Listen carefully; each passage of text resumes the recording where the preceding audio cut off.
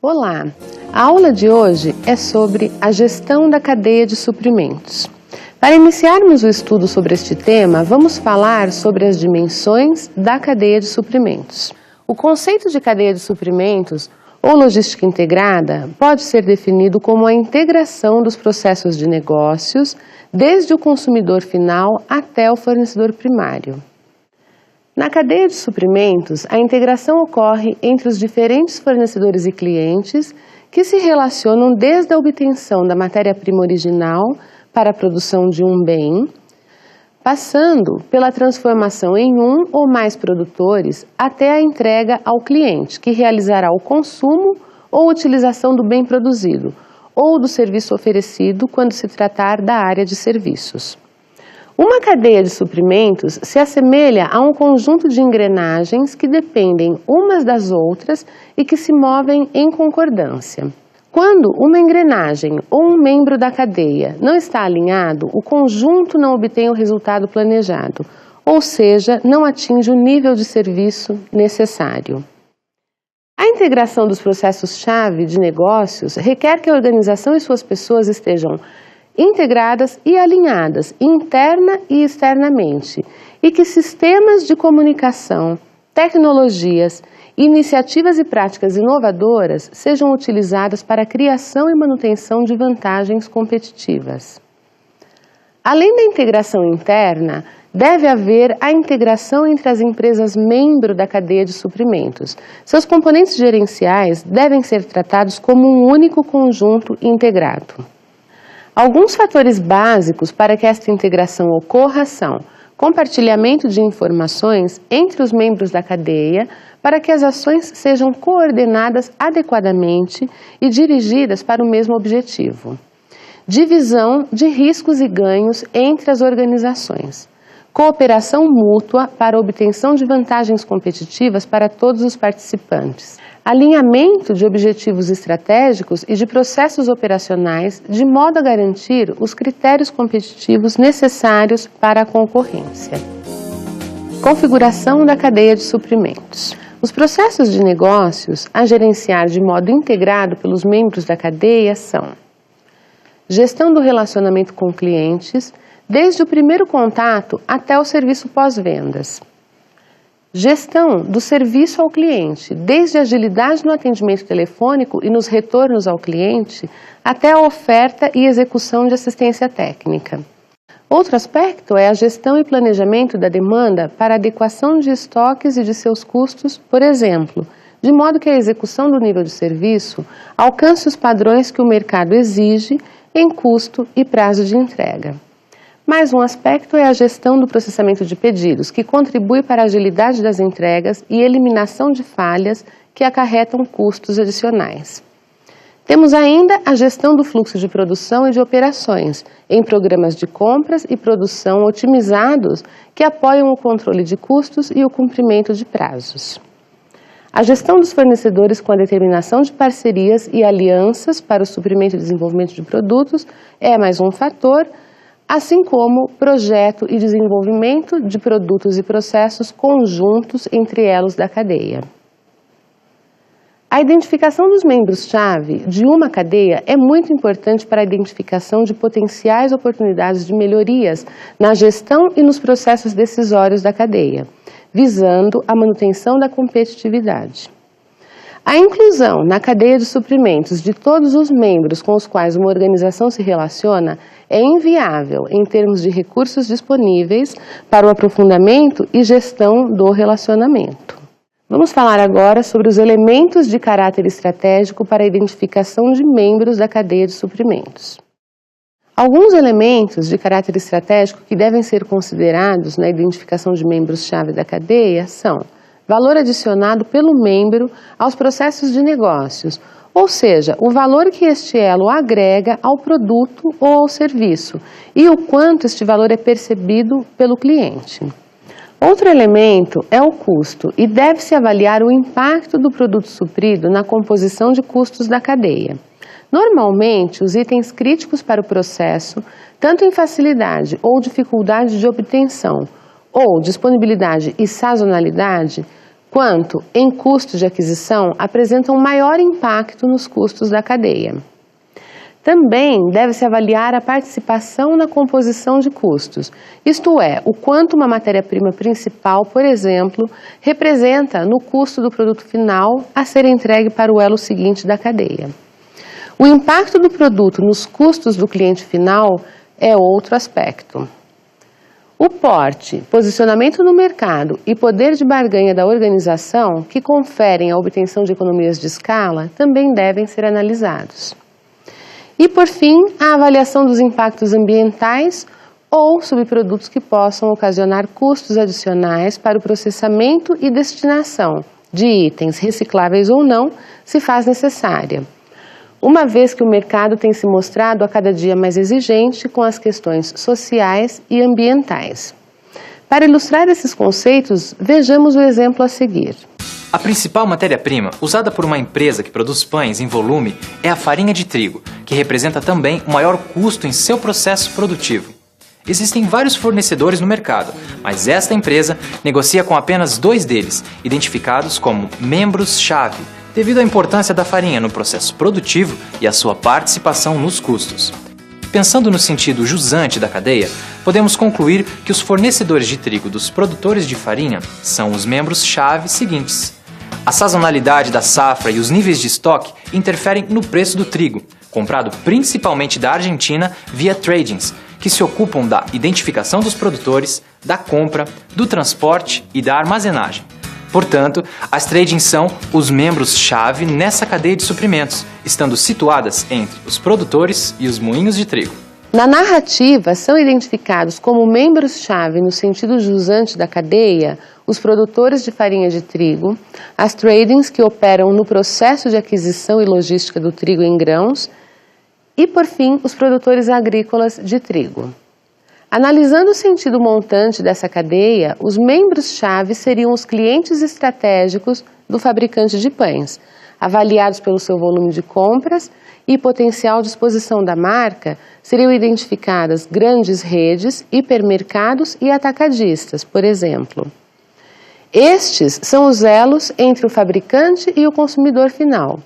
E ainda, em virtude da elevada perecibilidade do produto e das exigências sanitárias para o transporte, outro elo de suma importância entre o fabricante e os hipermercados seriam os prestadores de serviço de transporte. De modo geral, toda organização participa de uma cadeia de suprimentos. A configuração da cadeia consiste da cadeia imediata com seus clientes e fornecedores estratégicos diretos.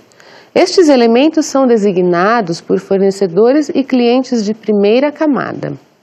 Os clientes e fornecedores destes elementos de primeira camada são os componentes de segunda camada. Esta configuração segue assim sucessivamente e compõe uma rede até os fornecedores primários e até os consumidores finais. Esta rede possui diversos elos e ramificações de relacionamento e fluxos de materiais e de informações. O termo cadeia de suprimentos deve ser entendido com esta amplitude de rede, conforme podemos verificar na figura. Vamos observar a figura que nos ajuda na visualização dos fornecedores e clientes de primeira e segunda camadas. Os fornecedores de primeira camada são aqueles que se relacionam diretamente com uma empresa no processo de abastecimento. Já os fornecedores de segunda camada são os fornecedores destes primeiros.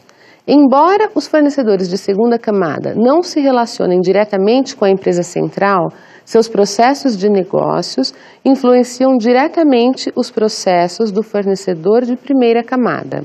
No caso do fabricante de pães, utilizado em nosso exemplo, o fornecedor de farinha de trigo é classificado como fornecedor de primeira camada e as tradings são fornecedores de segunda camada em relação aos fabricantes de pães. Já em relação aos fabricantes de farinha de trigo, as tradings são fornecedoras de primeira camada. No caso de clientes de primeira e segunda camada, as relações são semelhantes. Porém, quanto mais um cliente se distancia da empresa central, maior atenção deve ser destinada à integração e ao monitoramento dos processos para o cumprimento de prazos de entrega custos e demais quesitos de qualidade que afetam a percepção do cliente final ou consumidor final. No caso do fabricante de pães, os clientes de primeira camada são os hipermercados, por exemplo, que definem níveis de suprimentos e prazos de entrega de acordo com sua demanda de vendas. Estes são elos entre o fabricante de pães e seus consumidores finais. O consumidor final percebe a qualidade intrínseca do produto, mas também avalia a facilidade de obtenção no ponto de venda, a disposição do produto e sua integridade física, por exemplo, que dependem de ações conjuntas entre o fabricante e o hipermercado para a correta alocação e reposição de itens nas lojas. O que diferencia uma cadeia de outra e altera seu nível de competitividade é o valor criado por suas ações conjuntas, que se convertem em valor percebido pelo cliente. Os elementos que produzem essa diferenciação são gestão do relacionamento com fornecedores e clientes, que determina o nível de troca de informações e o grau de transparência e mutualidade no relacionamento. Estes fatores apoiam a decisão sobre os níveis de serviço a suprir com seus custos e padrões de qualidade, assim como determina a confiabilidade do processo como um todo. Temos também as iniciativas e práticas logísticas entre parceiros da cadeia. A inovação em práticas de gestão da cadeia de suprimentos requer comprometimento entre os pares, pois, de modo geral, requer investimentos das partes envolvidas e também compartilhamento dos riscos relacionados a esses investimentos. Assim como a tecnologia e os sistemas de informação que permitem fluidez, velocidade e transmissão de informações em tempo real. O sucesso da gestão da cadeia depende da boa comunicação entre os pares. A boa comunicação aqui deve ser entendida como informação de boa qualidade, disponível entre pares para a correta gestão de seus processos e correta tomada de decisão sobre os elementos que afetam a geração de valor na cadeia de suprimentos. Estes elementos são relacionados à gestão do trade-off clássico da cadeia de suprimentos, custo-qualidade, que, por sua vez, compõe o nível de serviço que a cadeia deve executar para garantir que o cliente perceba valor diferenciado. E, por fim, os sistemas de gestão e avaliação do desempenho. Uma vez que o resultado de uma cadeia de suprimentos é fruto das ações conjuntas de vários membros, o desempenho individual de cada membro altera o índice de sucesso da cadeia e deve ser gerenciado, medido e avaliado de modo a garantir que o desempenho global da cadeia atinja resultados superiores aos da concorrência. A gestão do desempenho deve inicialmente estar presente em cada membro da cadeia e a gestão da cadeia deve também ser tratada entre os pares. Os conjuntos de indicadores de desempenho individuais devem permitir não apenas a medição das taxas de sucesso ou insucesso do processo relacionado, como também a identificação de desvios nos processos antes que estes provoquem impactos negativos nos elos seguintes da cadeia. A seleção dos indicadores de gestão do relacionamento entre membros deve ser decidida em conjunto e com clareza sobre os resultados desejados. Outro aspecto da gestão do desempenho é a possibilidade de criar ciclos de melhoria contínua.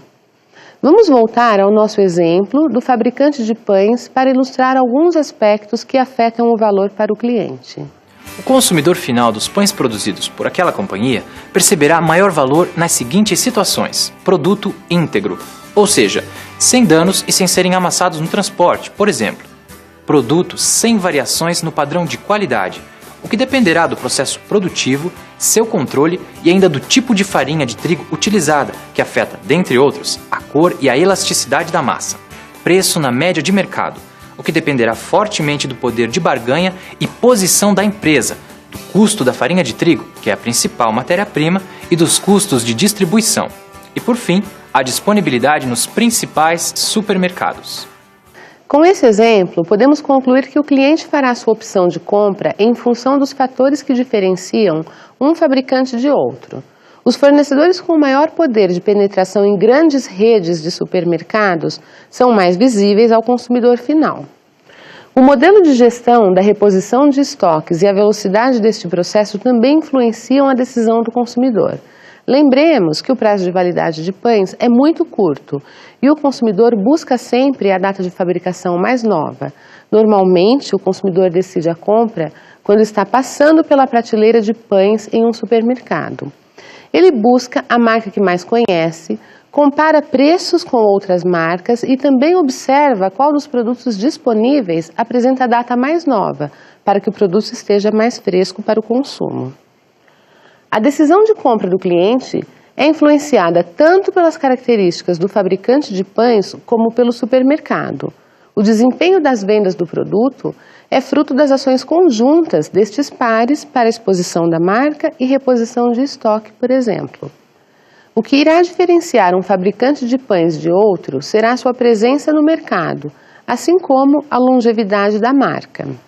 Seu padrão de qualidade, por exemplo, higiene, sabor e embalagem, dentre outros, suas ações de marketing, a existência de um serviço de atendimento ao consumidor e sua estrutura logística geral, tanto para o abastecimento da fábrica como para a distribuição, que influencia a disponibilidade de produtos em supermercados e outros pontos de venda.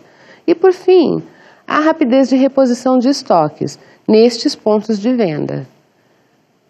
Esta última requer um sistema de gestão da informação sobre estoques e necessidades, pois o shelf life, o que significa tempo de vida útil ou tempo de validade do produto, para pães é muito baixo. Requer também um sistema de distribuição eficaz, não apenas nas entregas, como também nas coletas de produtos próximos a vencer ou vencidos para a devida reposição. Vamos estudar agora a gestão de fornecedores. Uma premissa básica da gestão da cadeia de suprimentos é a redução do número de fornecedores, para a elevação do poder de negociação, com volumes maiores e também para o correto gerenciamento do desempenho do material e dos serviços supridos.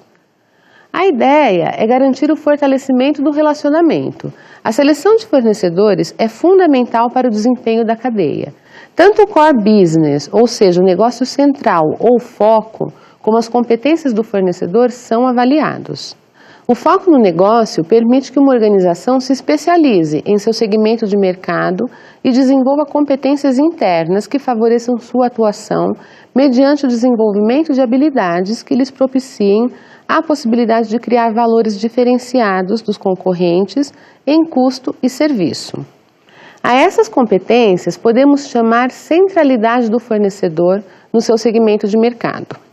A seleção de fornecedores inclui a determinação do tipo de relacionamento a ser estabelecido e a avaliação dos custos de troca de um fornecedor por outro. Vejamos esta figura na qual cada quadrante representa uma situação diferente em relação a custos de troca e centralidade do fornecedor. No eixo horizontal, temos os custos de troca em relação aos fornecedores, desde os mais baixos até os mais elevados. Enquanto isso, no eixo vertical, temos o grau de centralidade dos fornecedores no mercado em que atuam, partindo de graus menores a graus maiores. Vejamos a seguir como essas relações se comportam em cada um dos quadrantes da figura de acordo com a relação entre os custos de troca e a centralidade. Geralmente, quando o custo de troca é baixo, existem vários potenciais fornecedores ou o item suprido não requer elevados investimentos estruturais para a sua produção e comercialização. Os fornecedores possuem as mesmas características de competição que seus concorrentes e seus clientes migram de um a outro com facilidade. Também os clientes não ficam desprovidos em virtude desse movimento. A existência de muitos fornecedores potenciais com custo de troca baixo e baixa centralidade, quando todos estão no mesmo patamar competitivo no mercado, sem destaque especial para a atuação de um ou alguns, promove relações comerciais frágeis. Tanto o fornecedor pode atuar somente para capturar as oportunidades de vendas surgidas, como os clientes podem buscar apenas relações pontuais com base na melhor oferta para um fornecimento imediato ou pontual. Nestas condições, não existem os elementos necessários para uma parceria. É uma relação de mercado puro, cujos contratos de suprimento costumam ocorrer apenas e no máximo em horizontes de médio prazo. A elevação da centralidade dos fornecedores, ou seja, quando suas competências são diferentes e superiores às de seus concorrentes, associada ao baixo custo de troca, apresenta riscos de elevação de preços ou falta de suprimento para os clientes que não atuarem na formação de relacionamentos e desenvolvimento de parcerias. Se os custos de troca são elevados e a centralidade do fornecedor é baixa, os clientes podem ficar dependentes deste fornecedor que atende suas necessidades, pois a ruptura de acordos e de contratos envolve normalmente multas contratuais e gera custos para a introdução de um novo fornecedor no negócio. Para contornar esta possível situação de dependência de um cliente frente a um fornecedor, os contratos devem ser de longo prazo e com obrigações mútuas bem definidas. A parceria é possível, porém as linhas de relacionamento são mais burocráticas e engessadas pelas cláusulas contratuais. E por fim, a situação de elevada centralidade associada a elevados custos de troca geralmente ocorre em mercados com poucos mais especializados fornecedores e requer que o relacionamento comercial seja de fato uma parceria estratégica, na qual os clientes e os fornecedores avaliam mutuamente seu caráter estratégico e potencial para a criação e elevação de valor. Esse nível de relacionamento não descarta a necessidade de contratos, que inclusive costumam ser de longo prazo, 5 anos, 10 anos, mas contemplam metas de lucratividade e rentabilidade para todos os envolvidos. Em casos mais radicais, nos quais os custos são restritivos ou o nível de relacionamento representa ameaças ao desempenho do cliente, surgem as joint ventures e integrações verticais, que significam a aquisição de um fornecedor ou de uma parte de sua capacidade produtiva com exclusividade para a solução do problema. Outra decisão na gestão de fornecedores, uma vez que a pressão global reduz ainda mais a base de fornecedores com a expansão territorial de organizações e tendências de negociações globais entre grandes players do mercado, é a definição de negociar com uma fonte única de suprimentos, ou com mais de um fornecedor. Single sourcing e multiple sourcing. O relacionamento com apenas um fornecedor, chamado de single sourcing na cadeia de suprimentos, apresenta vantagens e desvantagens, tanto como o relacionamento com mais de um fornecedor, o multiple sourcing. Observem as vantagens e desvantagens dessas alternativas. Algumas vantagens do single sourcing são qualidade potencialmente melhor devido a maiores possibilidades de criação de sistemas de garantia de qualidade, relações mais fortes e mais duráveis, maior dependência entre os pares que favorece maior comprometimento e esforço, melhor comunicação, cooperação mais fácil no desenvolvimento de novos produtos e serviços, economias de escala, maior confidencialidade. Enquanto algumas das vantagens do multiple sourcing são: o comprador pode forçar o preço para baixo através da competição entre os fornecedores que concorrem no mesmo mercado. Existe a possibilidade de mudar de fornecedor caso ocorram falhas no suprimento. Várias fontes de conhecimento e de especialização estão disponíveis para a implementação de mudanças e de melhorias. Vejamos agora as desvantagens do single sourcing. Existe maior vulnerabilidade a problemas caso ocorram falhas do fornecimento. O fornecedor único pode ser mais afetado por flutuações no volume da demanda e com esta instabilidade pode sofrer perdas de rentabilidade. E este fornecedor pode forçar os preços para cima caso não possua alternativas de fornecimento de seus suprimentos, em um momento inflacionário do mercado. As principais desvantagens do multiple sourcing são dificuldade de encorajar o comprometimento do fornecedor. É mais difícil desenvolver sistemas eficazes de garantia da qualidade. Maior esforço é requerido para a comunicação. E os fornecedores tendem a investir menos em novos processos, assim como surgem maiores dificuldades na obtenção das economias de escala.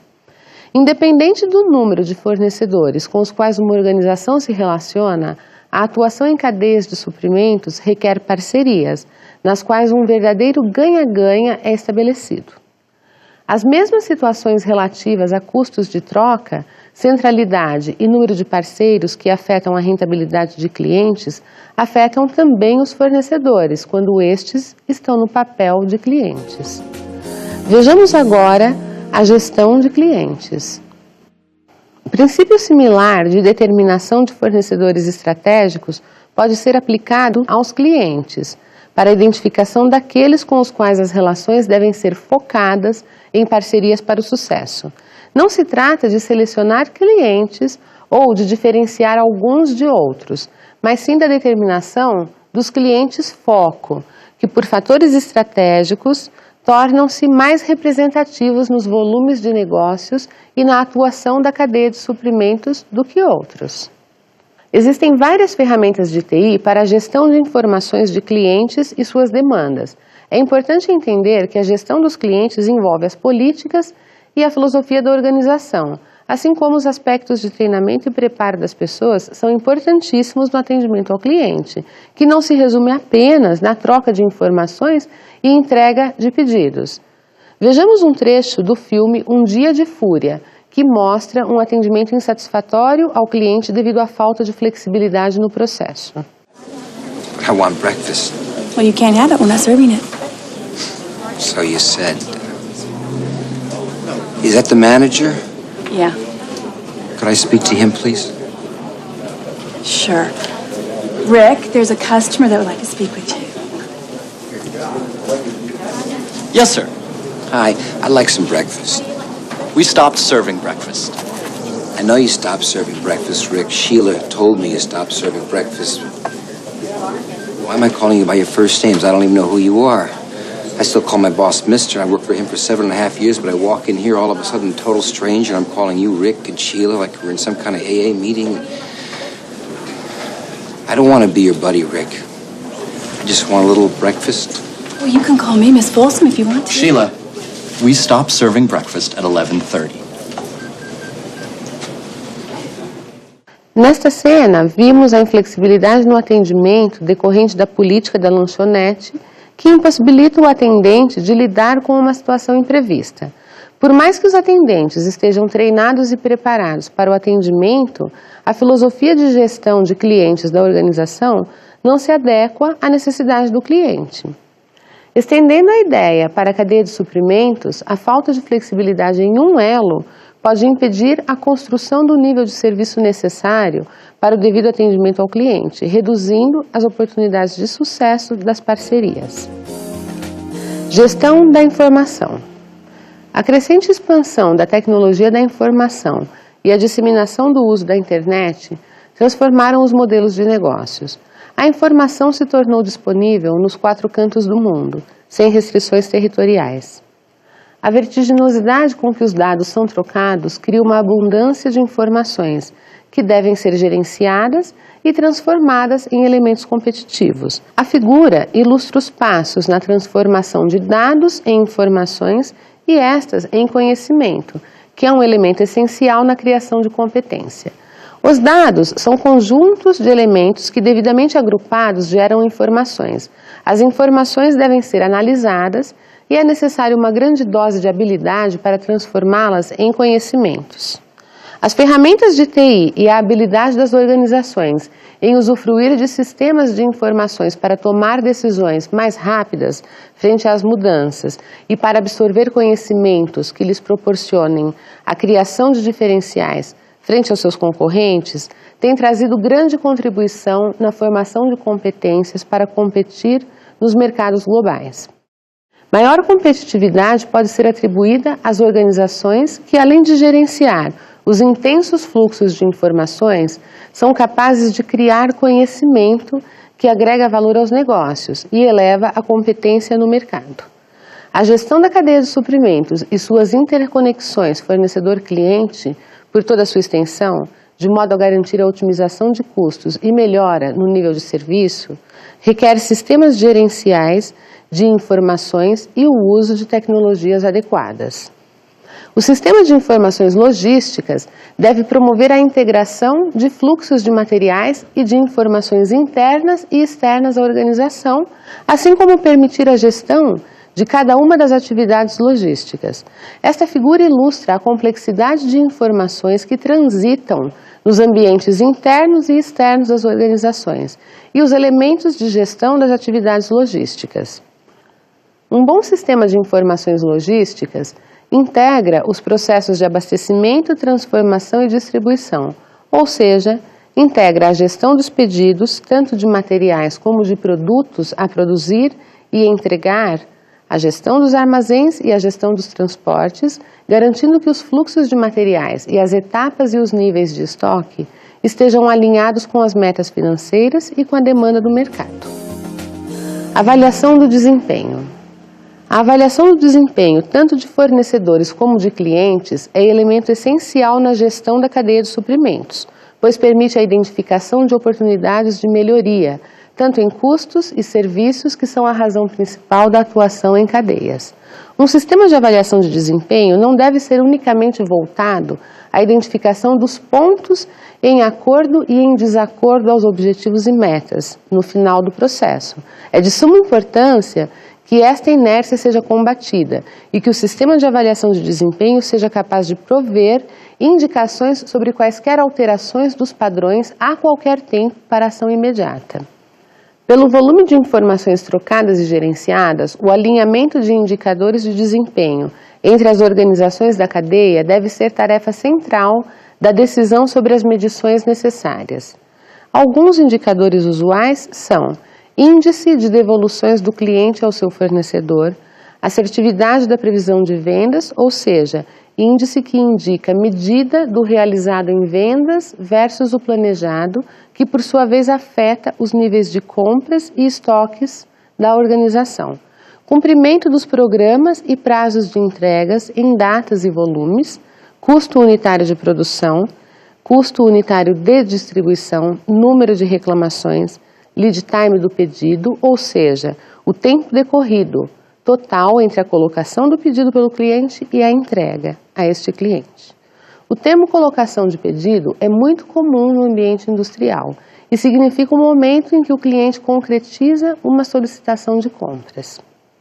A pontualidade das entregas, ou seja, nível de incidência de atrasos, que é desejável que seja baixo ou quase zero, número de faturas sem erros, nível de estoque no elo da cadeia e giro do estoque. O Balanced Scorecard tem sido muito aplicado por organizações participantes de cadeias de suprimentos em virtude de sua metodologia, que abrange os 4 núcleos de criação de valor de uma organização de modo holístico. A figura indica as 4 perspectivas dessa poderosa ferramenta de gestão do desempenho. Podemos verificar que a sustentação financeira ocorre com o desdobramento de metas aos núcleos, focados no atendimento às necessidades do cliente, seguido do alinhamento de processos e baseado em pessoas e criação de conhecimento e competências. No Balanced Scorecard, consegue-se avaliar de modo dinâmico o desempenho de todas as áreas, no sentido de sustentar as metas financeiras, garantindo ações e processos focados no cliente e na criação de valor. O Balanced Scorecard é muito aderente à filosofia da gestão de cadeia de suprimentos, pois abrange e integra objetivos e metas dos 4 núcleos de decisão de uma organização: finanças, marketing, operações e pessoas. E cabe ressaltar que as 4 perspectivas do Balanced Scorecard devem ser consideradas em toda a extensão da cadeia de suprimentos, isto é, deve-se implementar um modelo em todos os membros-chave. As ações isoladas de um único membro da cadeia não garantem que todos os elos estejam atingindo seus melhores resultados competitivos e o melhor nível de serviço. Práticas usuais na cadeia de suprimentos. O benchmarking e a aplicação das melhores práticas são muito utilizados na gestão da cadeia de suprimentos em virtude de seu caráter contemporâneo. O benchmarking é praticado tanto entre pares da cadeia de suprimentos, cujas iniciativas e modelos de gestão bem-sucedidos são adaptados para a utilização em organizações diferentes, como pode ter como base a identificação das práticas que os concorrentes têm utilizado. Não se trata de copiar ou imitar modelos, e sim de buscar conhecimento e entendimento sobre novas propostas para então repensar modelos e adequar novas práticas aos processos de uma organização. Um modelo bem-sucedido em uma organização pode não ser em outra. Existem variáveis que determinam o sucesso de um modelo, dentre elas a cultura organizacional.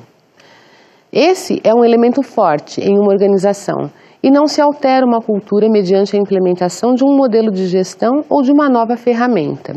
Os modelos e as iniciativas para a gestão da cadeia ainda estão em pleno desenvolvimento nos negócios, mas o crescente entendimento sobre a alteração das forças competitivas, associado à pressão e expansão de mercados na globalização, levaram algumas organizações à implementação de algumas práticas bem-sucedidas. Dentre elas, temos o outsourcing. Outsourcing é uma terceirização estratégica de processos. Um caso frequente de outsourcing é a terceirização de operações logísticas envolvendo planejamento, coordenação de projetos e execução de processos logísticos. A presença dos operadores logísticos é crescente no mercado nos últimos anos. Seu principal benefício é a obtenção de economias de escala e de escopo, que promove maior foco no core business ou expertise da organização, em determinado processo tido como central ou principal. A Volkswagen Resende é um dos casos nacionais mais comentados de outsourcing, sendo referido na literatura como um caso radical. Essa automotiva é a pioneira na implantação do modelo do consórcio modular e reduziu sua base de fornecedores para apenas 7 parceiros. Cada um destes 7 é responsável por determinadas etapas do processo produtivo. A Volkswagen atua apenas na linha de montagem final e inspeção do veículo. Postponement.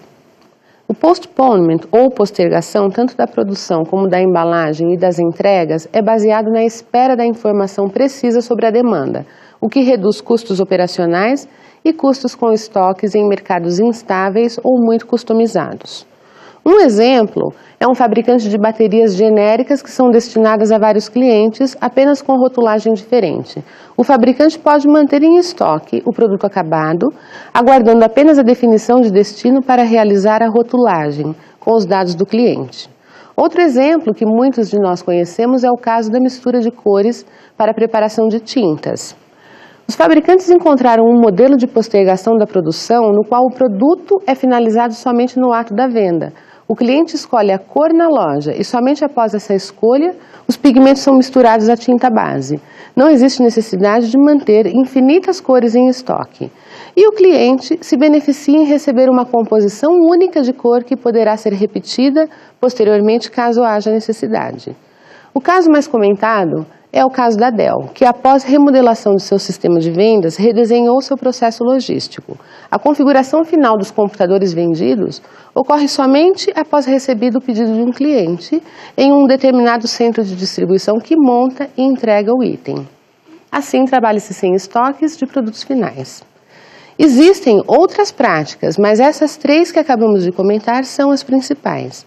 O benchmarking ocorre em toda a extensão da cadeia e é praticado amplamente pelos membros, tanto nos processos de abastecimento como nos processos de distribuição. O outsourcing, antes entendido como uma simples terceirização de serviços na distribuição física, hoje é amplamente utilizado nos processos de abastecimento. E o postponement tem se mostrado muito presente nos processos relacionados à distribuição física e à gestão da demanda.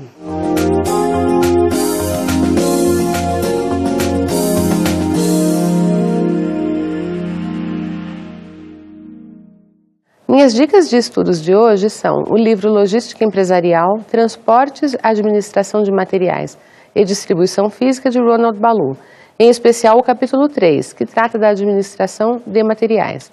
Esta obra traz explicações detalhadas sobre as dimensões e configuração da cadeia de suprimentos, bem como sobre os elementos importantes para a sua gestão. Também o artigo Logística Colaborativa de Roberto Macedo, disponível no site www.ibralog.org.br, que trata da importância da cooperação mútua para o sucesso da gestão logística. E, por fim, o artigo A Informação Vale Ouro na Logística, de Dalva Santana, disponível também no site www.ibralog.org.br, que comenta a importância da comunicação para o sucesso na logística empresarial. Bons estudos!